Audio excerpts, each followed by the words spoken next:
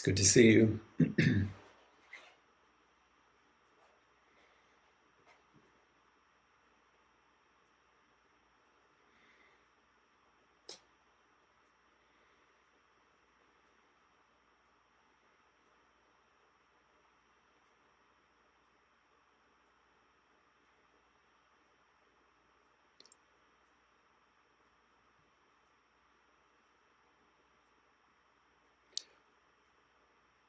Someone asked the Buddha one time what to do in meeting difficult emotions. He said, to gaze upon them with kindness and remain still.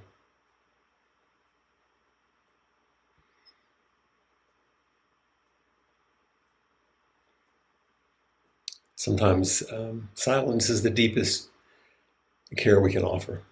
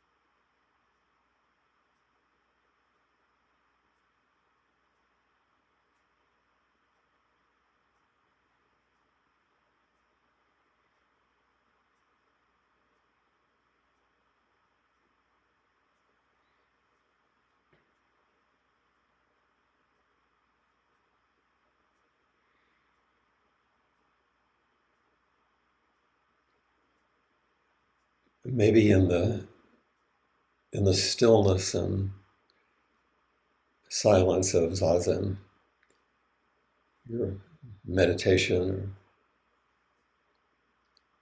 contemplation or prayer, maybe that's when we actually can see each other most clearly, or hear each other more completely, or feel each other more fully.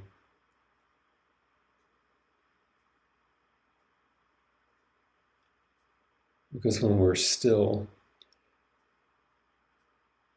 and quiet, maybe with our eyes cast down softly, we're not distracted by everything that usually captures our senses and imagination.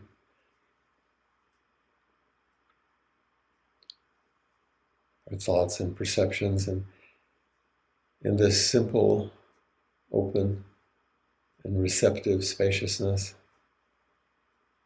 maybe we can really see and really hear and really feel what it means to be alive together.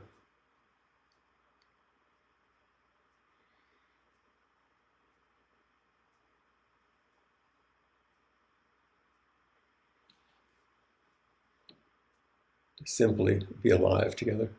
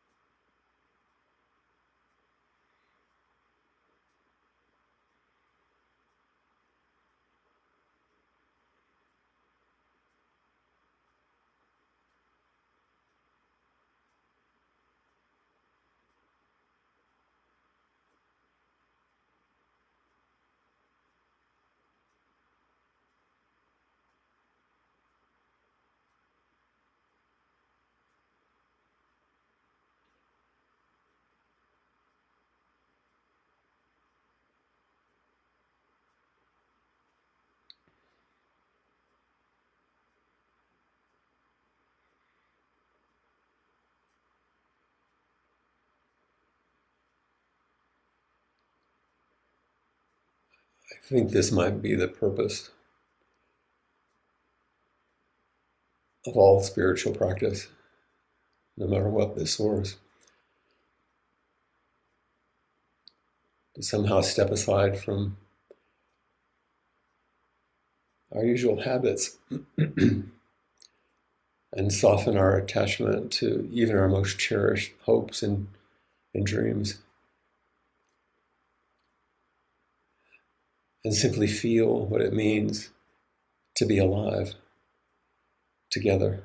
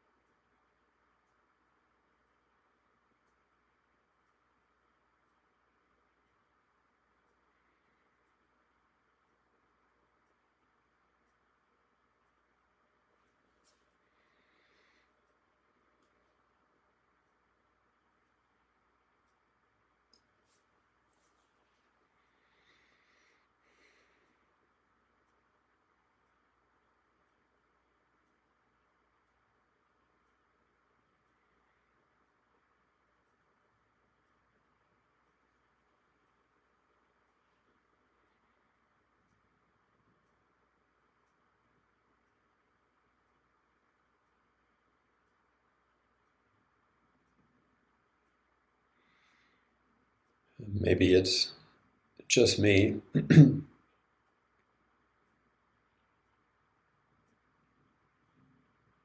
think sometimes it takes the jarring loss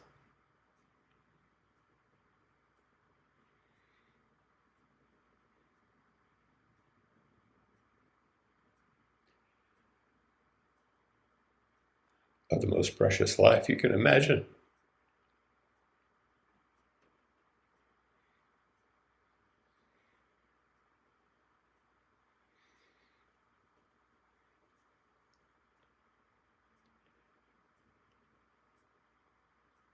To plunge into the rawness and actually feel what it means to be alive together.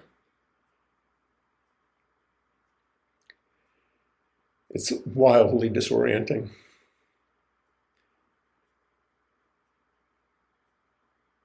And profoundly humbling.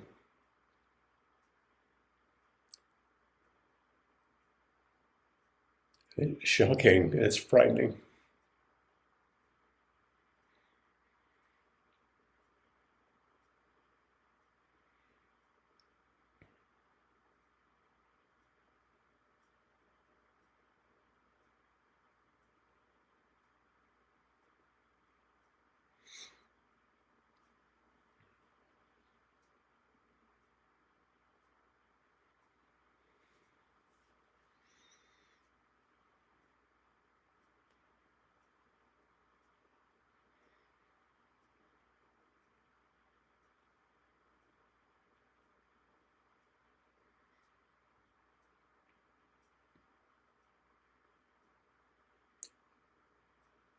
And Johnson just reminded me of the famous C.S. Lewis quote after losing his wife.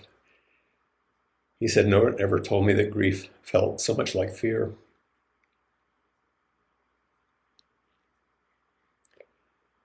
And then she added, maybe more like terror.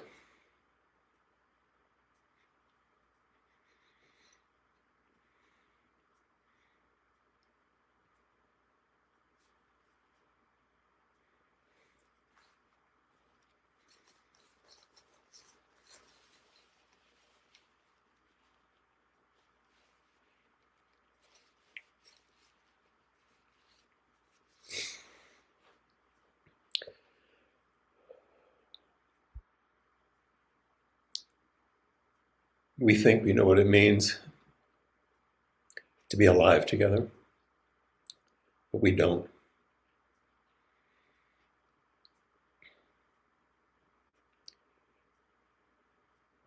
We think we know what it means to lose a life, but we don't.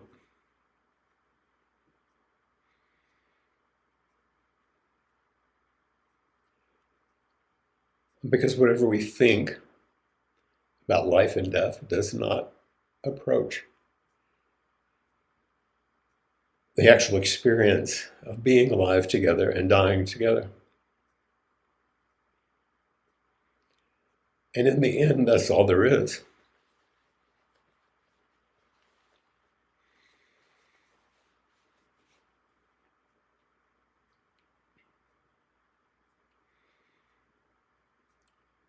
Being alive together and dying together.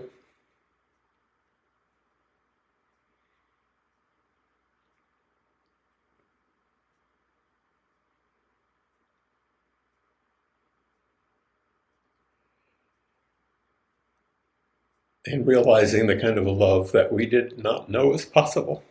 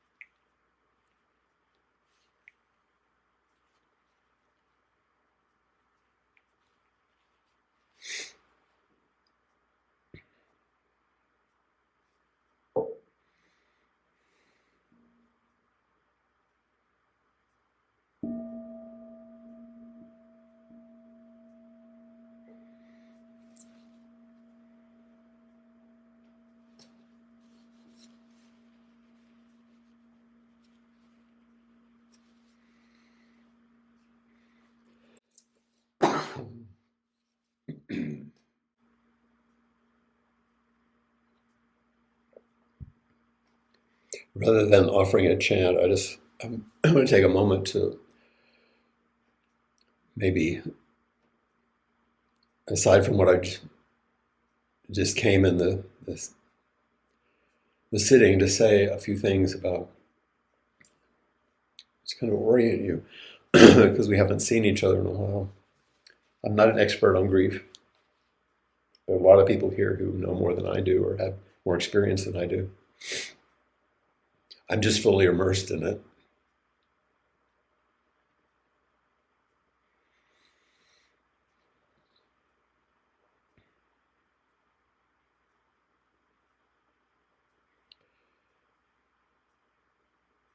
The basic fact is,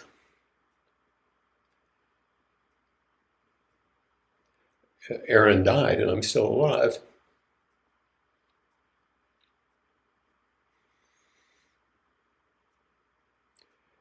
And what I do know is that whatever I do not to face that basic fact increases the suffering.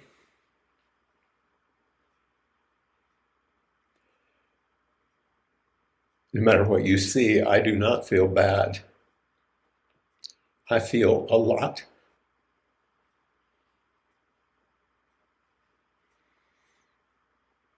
A lot is flowing through this one, and that keeps changing every day. And that's what our practice encourages, to be a channel for life energy to flow through. I don't really need help, really even comfort.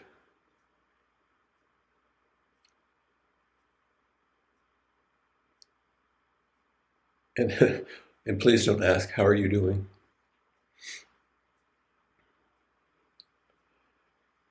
If I need something specific, I can ask. And all of you have been immensely generous.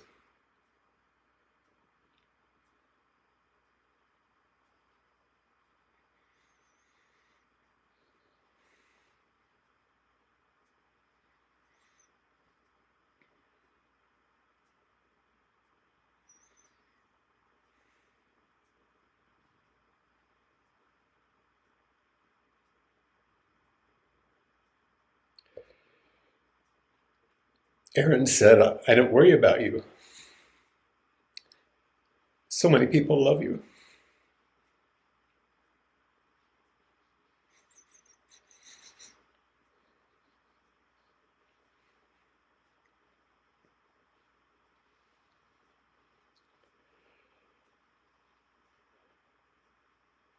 It's true, I'm very blessed. What I do need is your compassionate presence and a lot of quiet patience.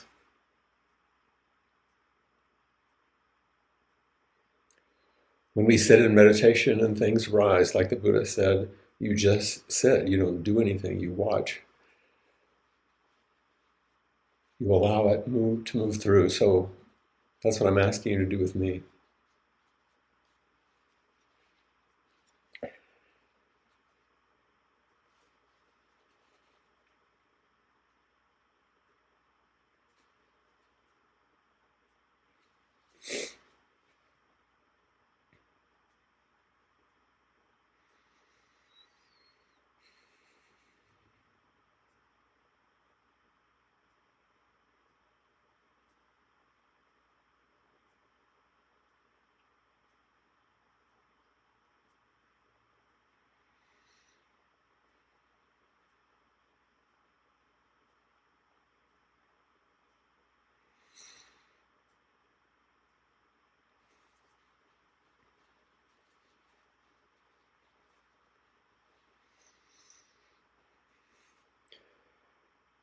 As many of you know,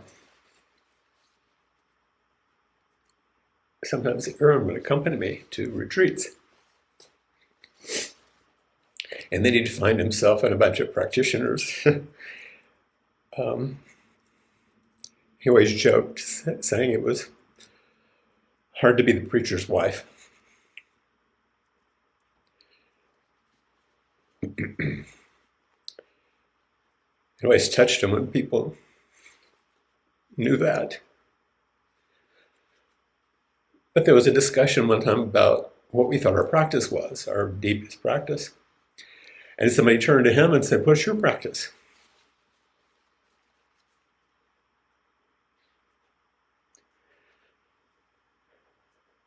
And without a pause, he said, "My practice is making beauty."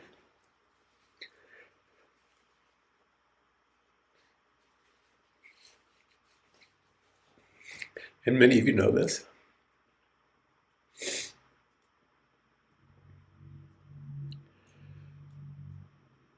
I could show you so many examples, but I'm going to show you one because it came with a message from someone recently.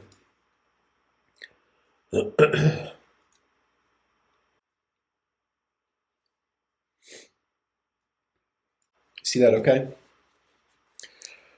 It's a flower arrangement on the dining table at the Hui.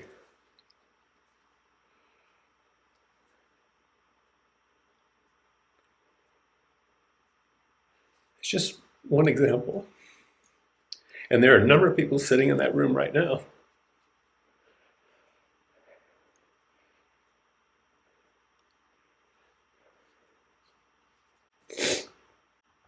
And with that image, which I had, came a note, which I think is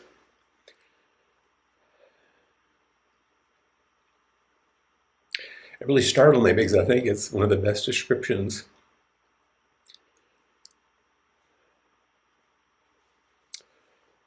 of waking up to Erin's teachings.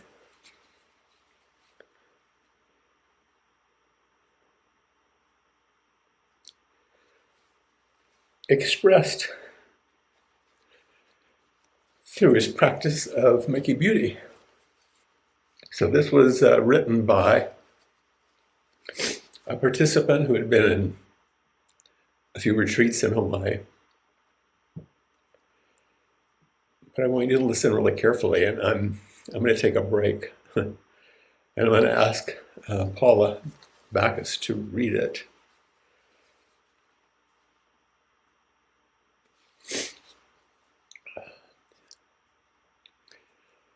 So you see Paula there? There we go. Thanks, Paula.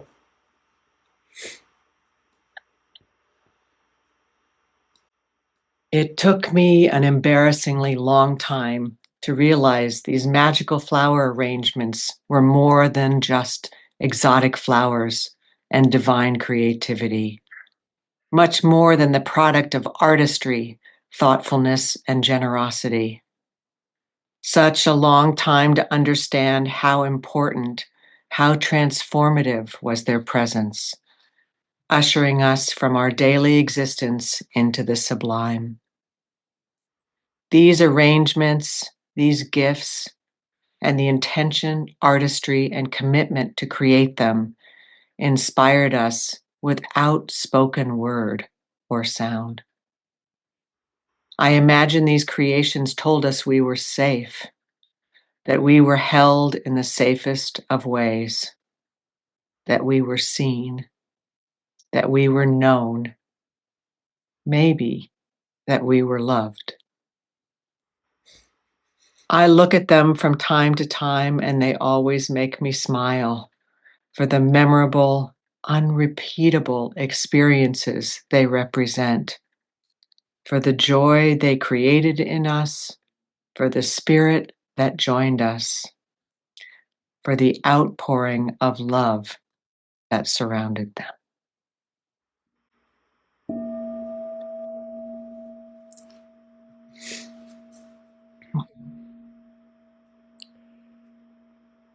Did you want to say anything else, Paula?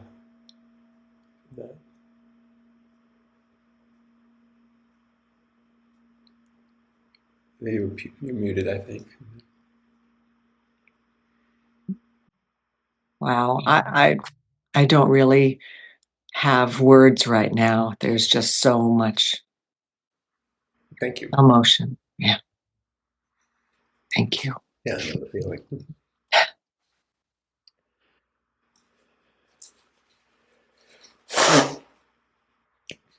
Their presence ushering us from our daily existence into the sublime. Without spoken word or sound, they were seen and known.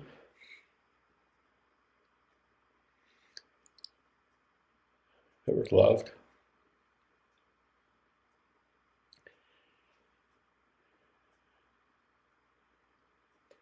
It's a beautiful and I think pretty complete description of a teaching.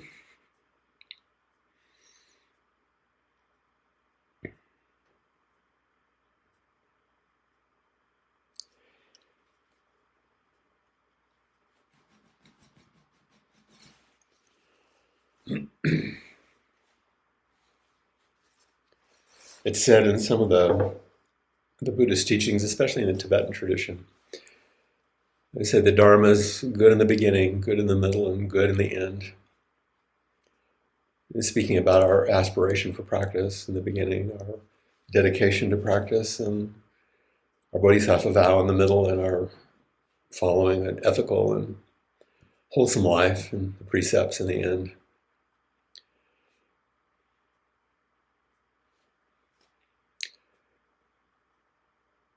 So I'm going to do my best to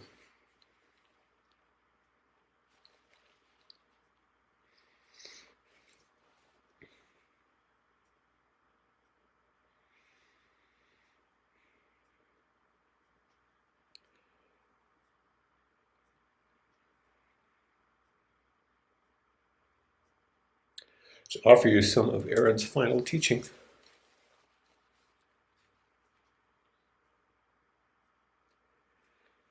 In the beginning, in the middle,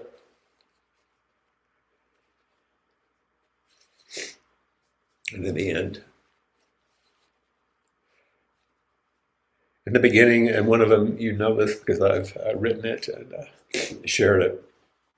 He said to me, I'm afraid, but I'm also curious about what's next.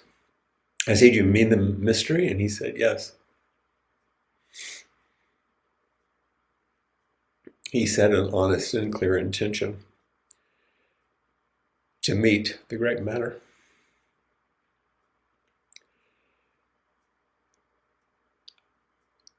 And he acknowledges fear, but he didn't let it stop him.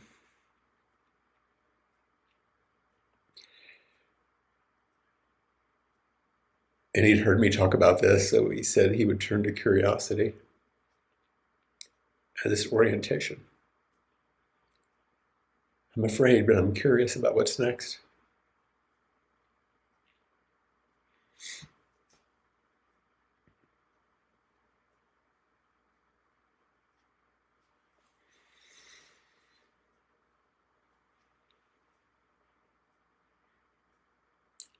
It's a good one to take with you.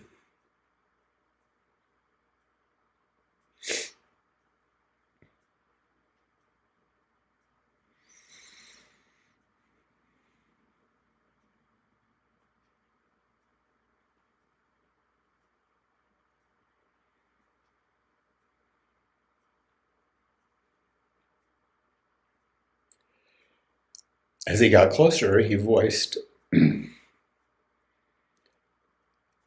a request and another intention.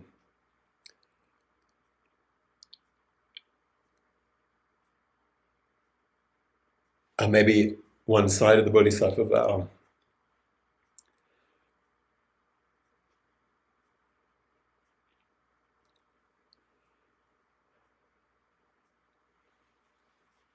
This is really hard to say. He said to me, please don't leave me.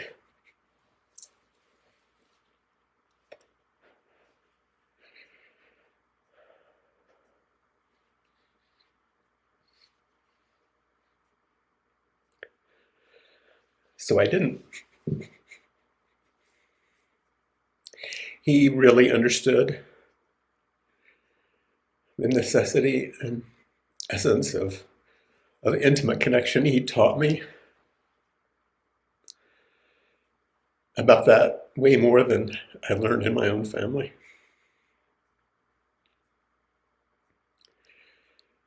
He was asking me to sustain and carry forward the vows we had made, to carry them all the way to his death and beyond.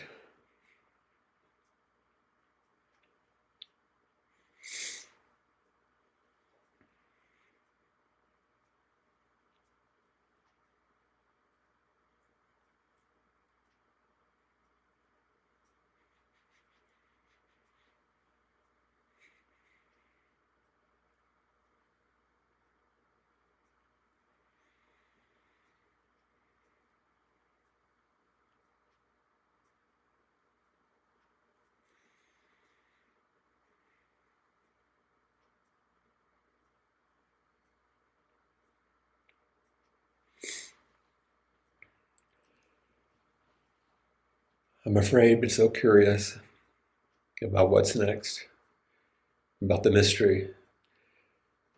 Just please don't leave me.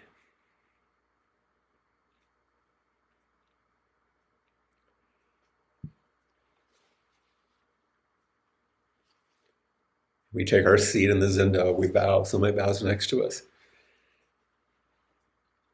It's what we're communicating. Be with me. Follow me.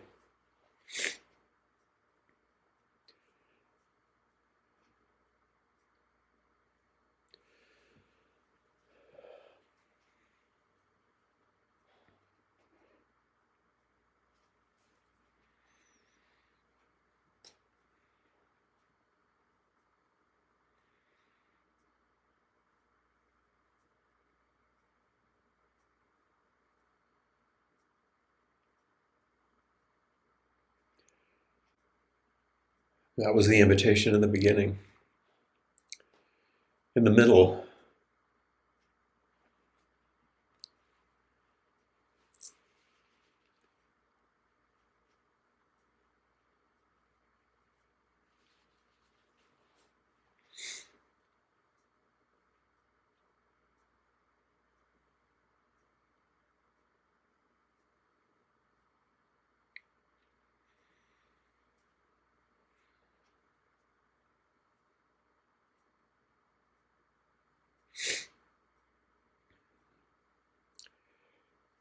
he demonstrated his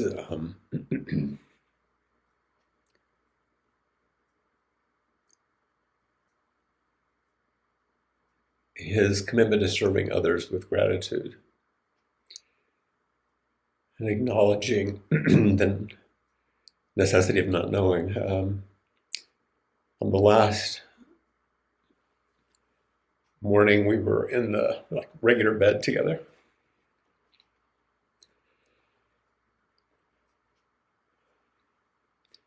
We just woken up. I just waked up, and there was a lot of activity because people were organizing things, and hospice would bring in the hospital bed, and there's a lot of people around helping. The first thing he said to me was, "I just want to know how I can help out." This was in a whisper when he hardly had any voice left. He couldn't even walk without assistance. But the impulse was to serve.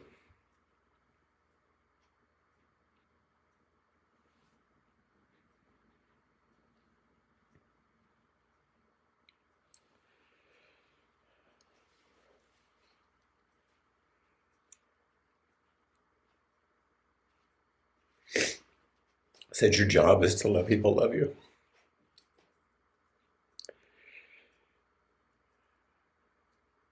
And a little while later, the next teaching came, he just said, I've had so many beautiful people in my life. Gratitude right at the center. Seeing the beauty in others and extending that beauty into the world is primary teaching.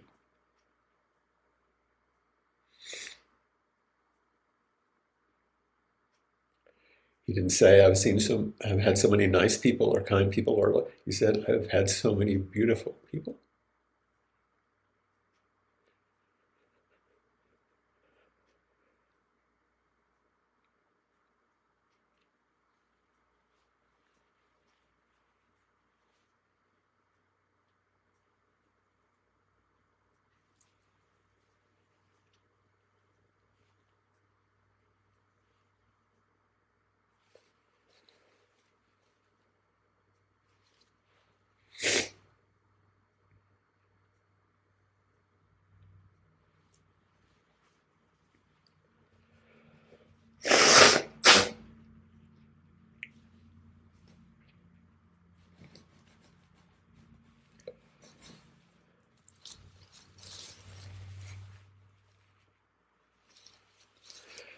He wanted to know how to help.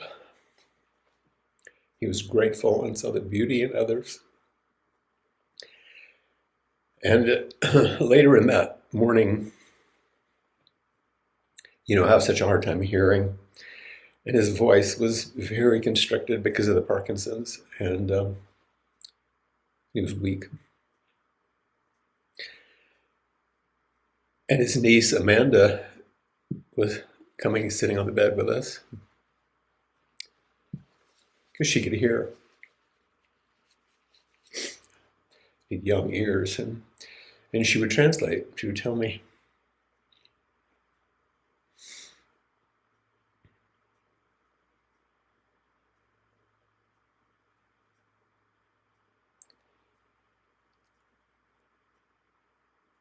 And through that translation was the last conversations we had.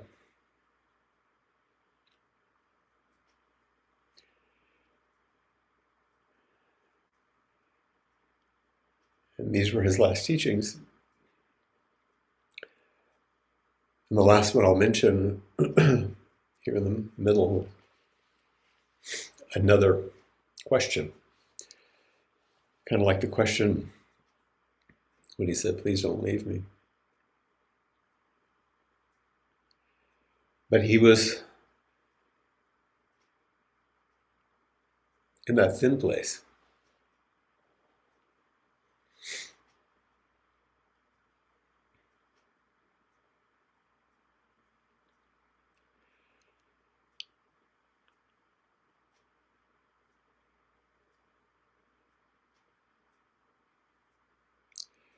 And he said something I couldn't hear, and Amanda turned away. And I was surprised, but I realized it was to catch her breath.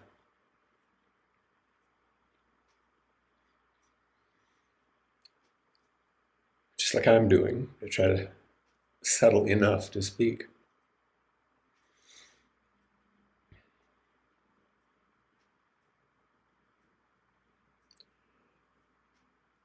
So I said, what was it? What did he say?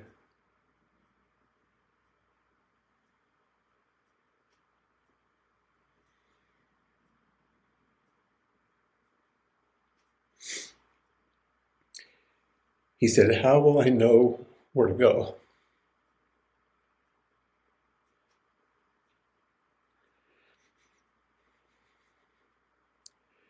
How will I know where to go?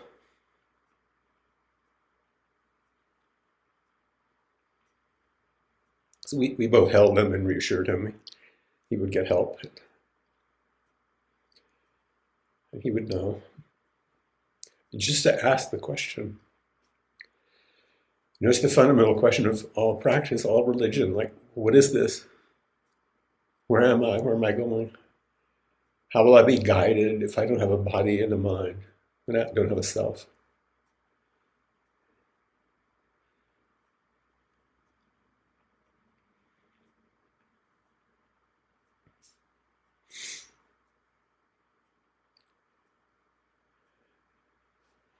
How can I help?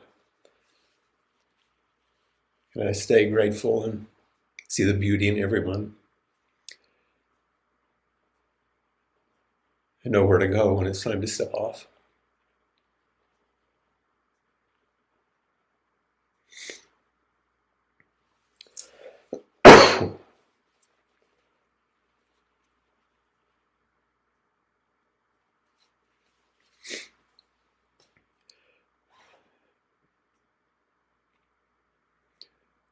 And then after I mentioned his teachings ahead of time and during, and I've mentioned in the Caring Bridge and maybe other places I can't remember where I've written about going to sit in the San Miguel church the week after he had died when I was back in Santa Fe. And I was on my own. My sister Kathy had left, and it was a snowy day.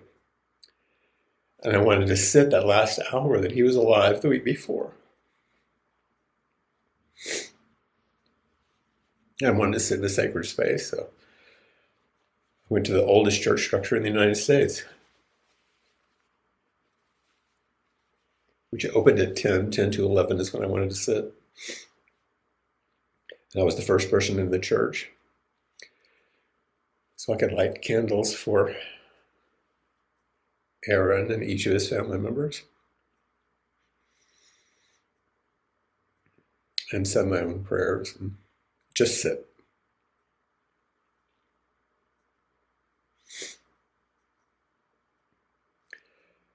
And this is kind of the crazy part. Some of you may think it's ridiculous, but I'll report it's what happened. Nobody came into the church for about the first half hour. Tourists come because it's a historic place. And the docent asked me when I first came in if I wanted a tour, and I said no, I just wanted to sit in silence. And I told he and the lovely woman taking the fees that why I was there, and wept like this.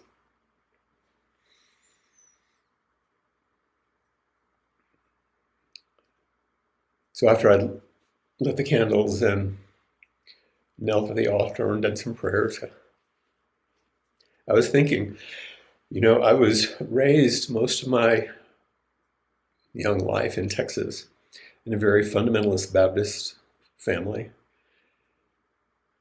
That was the orientation of our home. And then I spent a good portion of my adult life as a Buddhist practitioner and teacher and all the things that I've done.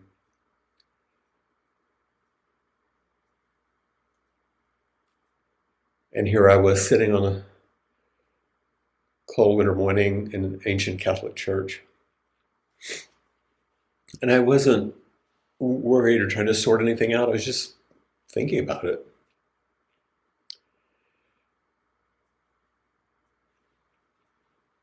Sort of a way-seeking mind talked to myself at that moment. How'd I end up in this seat? And feeling peaceful and calm in that moment, he came through in a very firm voice. And he said, "It's all true."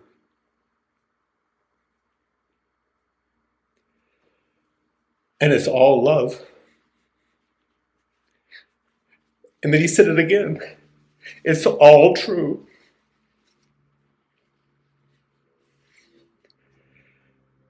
And I don't think he meant every theology, every philosophy, what came through is the truth is everyone is seeking love, no matter what the form, because that's all there is.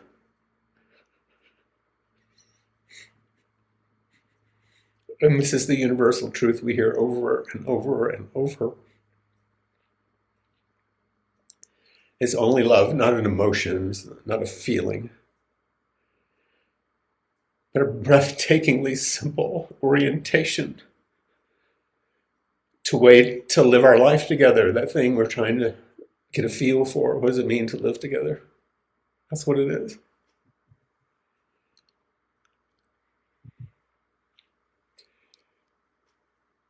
So this is some of what he taught. He still teaches.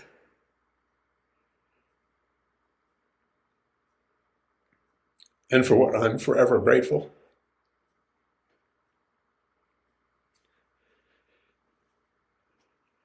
To have received those teachings for 45 years.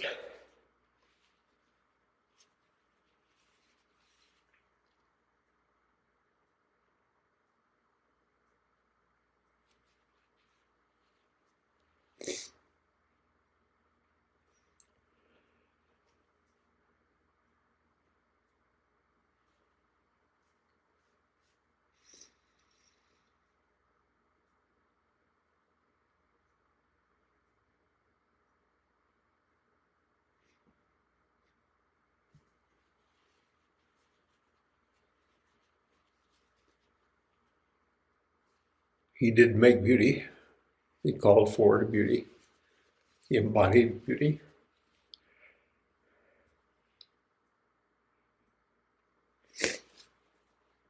And like the student wrote and what Paula read, and it looked a lot like love.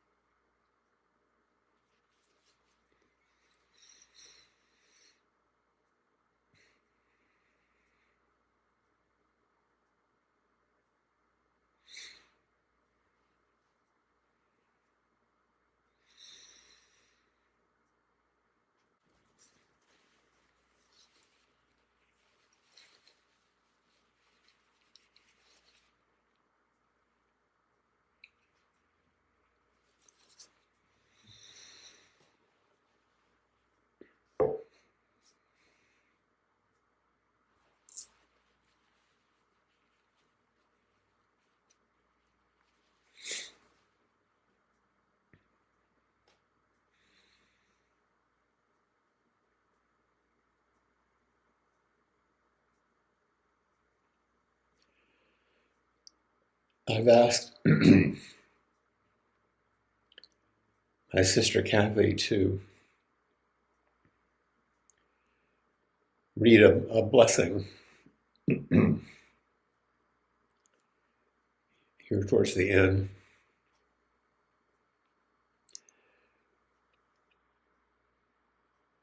It's a blessing that was written by someone I've called on before, Jan Richardson, who's an artist and a writer and ordained minister in the United Methodist Church. Her husband, Gary, died in early December of 2013. He went in for what they thought would be a difficult but routine surgery. He had an aneurysm on his brain that had not broken. It could be corrected, but he experienced massive complications, and he died. A shocking, sudden death. And this is the blessing that she wrote, which I particularly resonated with because of its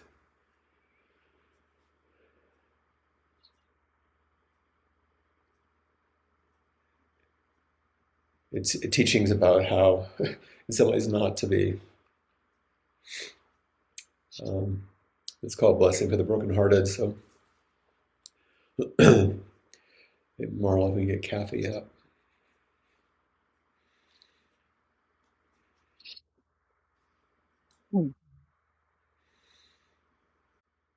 Blessing for the Brokenhearted by Jan Richardson. There is no remedy for love but to love more. Henry David Thoreau. Let us agree for now that we will not say the breaking makes us stronger, or that it is better to have this pain than to have done without this love. Let us promise we will not tell ourselves time will heal the wound when every day our waking opens it anew. Perhaps for now, it can be enough to simply marvel at the mystery of how a heart so broken can go on beating, as if it were made for precisely this, as if it knows the only cure for love is more of it, as if it sees the heart's sole remedy for breaking is to love still, as if it trusts its own persistent pulse is the rhythm of a blessing we cannot begin to fathom, but will save us nonetheless. Love you, Erin.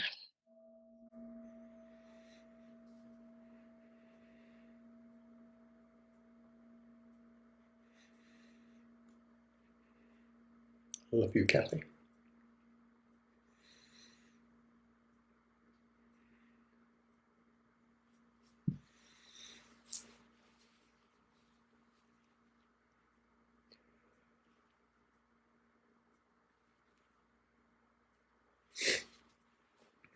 So let us agree. For now, they will not say the breaking makes us stronger.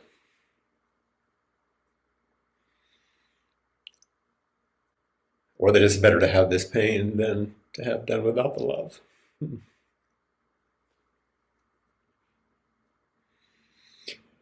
And for real, let's promise we will not tell ourselves time will heal.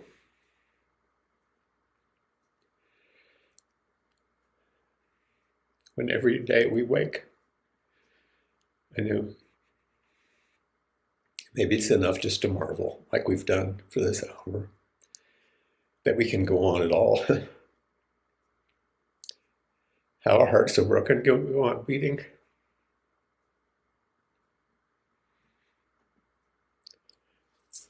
The only cure for love is more of it, which is what he taught. and more and more.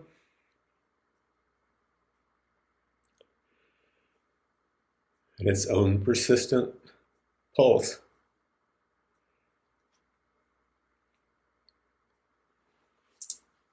The actual pulse is a rhythm of a blessing that we cannot begin to fathom. What does it mean to be alive together? What does it mean to die together? But will save us nonetheless.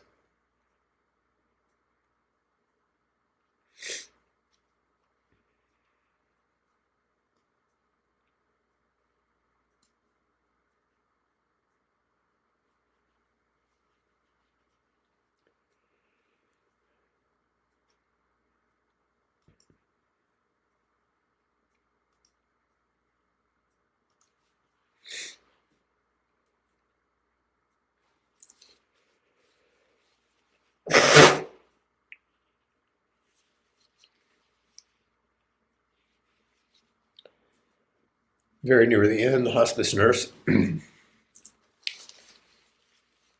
said, for an ordinary person, it might not be long, but his heart is so strong. His heart is really strong.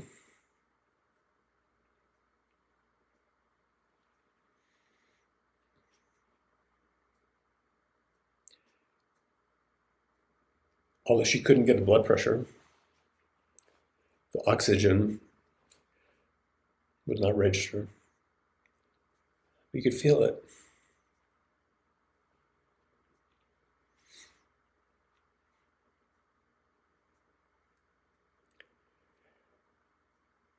And even after it was clear that he left, his heart continued a little while longer. Just a little while longer.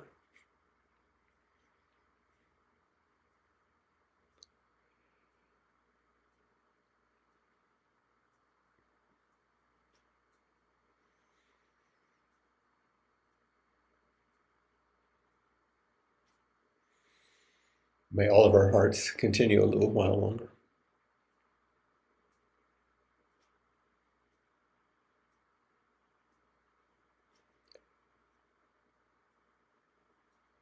Remembering what it means to be alive together and to die together and to love each other.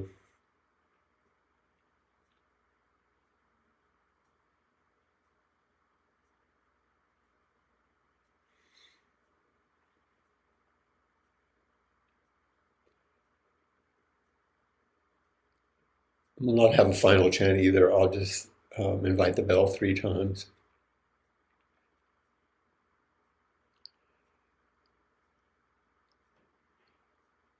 And all of you know the final the salutation that we give about our appreciating your support. And you can stay on the porch and discuss and be with others if you want, just to continue to be close to each other. So you know how to do that. Just put yourself in gallery view. So Marla doesn't have to do anything else. You don't have to say anything else. I'll invite the bell and then we'll go.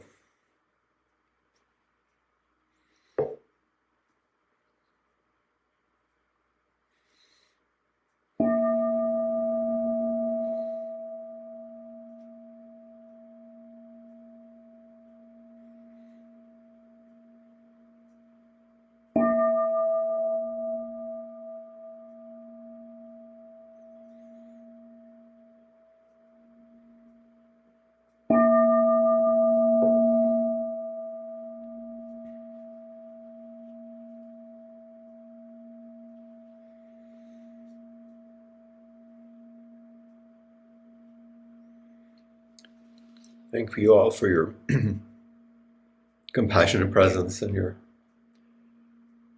very quiet patience.